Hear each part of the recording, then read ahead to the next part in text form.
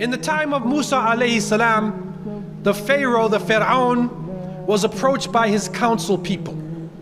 And they said to the Fir'aun, "What will you do about Musa?"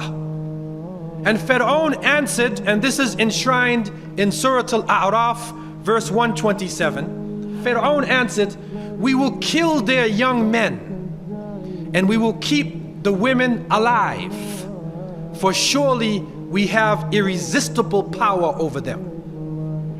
Musa alayhi salam responded to this. How did he answer? Did he speak about getting weapons? Did he speak about a huge army?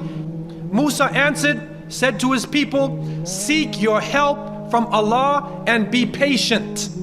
Surely the earth is Allah's, and He gives it to whom He pleases from His worshippers. And the best reward is for those who have taqwa, who have the consciousness of Allah." So Musa did not look out at the superficial aspect. He did not say the best reward, the victory is for a huge army, for new weapons. He said, وَالْعَاقِبَةُ لِلْمُتَّقِينَ. He looked inside of the individual. We cry for change. We hope that things would go on, that would change our whole situation. But Allah has told us clearly in the Quran, إِنَّ اللَّهَ لَا يُغَيِّرُ مَا بِقَوْمٍ حَتَّى يُغَيِّرُ مَا بِأَنفُسِهِمْ. Allah will not change the condition of a people until they change that which is in themselves. And when we look outside to the Muslim world, with all of the weapons, with large armies, countries with billions of dollars in their economy, countries who have intellectuals, but yet you still have humiliation in Bosnia. You still have humiliation in Kashmir. You still have attack and humiliation in Philistine.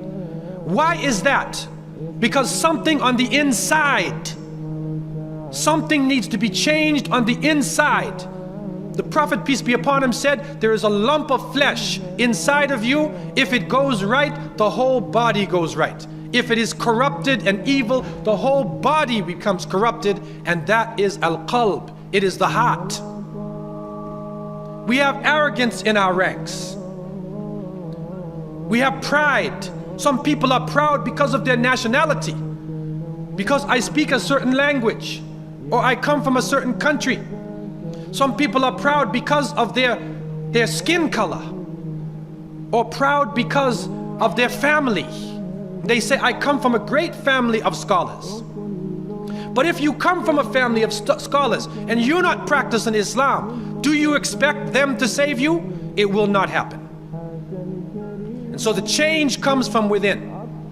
And those countries who have billions of dollars, and they throw food away after their walimas, after their gatherings, there are other countries where the people are starving to death.